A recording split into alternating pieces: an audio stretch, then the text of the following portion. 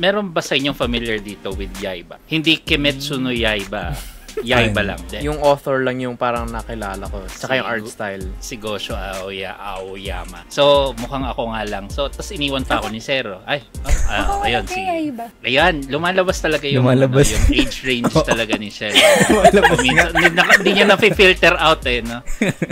Pero yun, so, ang ano kasi niyan, sa mga hindi nakakaalam, yung Yaiba kasi is an anime na nag-run sa Philippines noong 1995 sa Channel 5. Kasabayan nito noon yung mga Sailor Moon, yung Kimba the White Lion, yun yung mga kasabayan nyo sana. Di pa pala ako pinapanganak niyan. So, ulitin natin na nagtaas ng kamay kayo ng si Shell. So, yung age range na yon kasama siya doon. Actually, napanood ko rin naman talaga si Yai. So, sa mga hindi familiar dyan, so, ano kasi siya, yung kwento nung anime na yan is merong parang si Yaiba, siya yung batang train siya nung lolo niya to be a samurai. Tapos meron siyang rival, si I think Onimaru yung pangalan. So nakakuha sila ng legendary sword, which is yung parang kaya siya naging Yaiba. Yaiba kasi yung translation niya is a sword. Supposedly yung espada niya or yung Yaiba niya was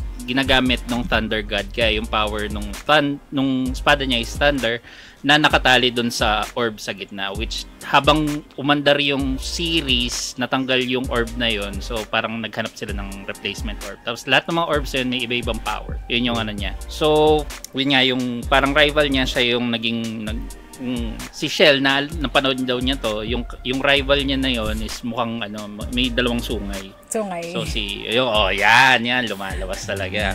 Yun yung parang simple synopsis ni Yaiba.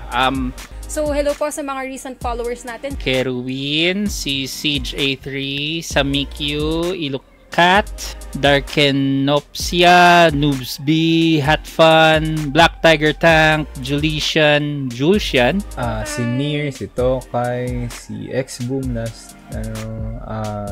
si Lampasupa, sino pa? Iba talaga yung tunog Sir Connecting, ayan. Thank you sa raid. Si Yellow Cat pala, yun po. Q, ayan.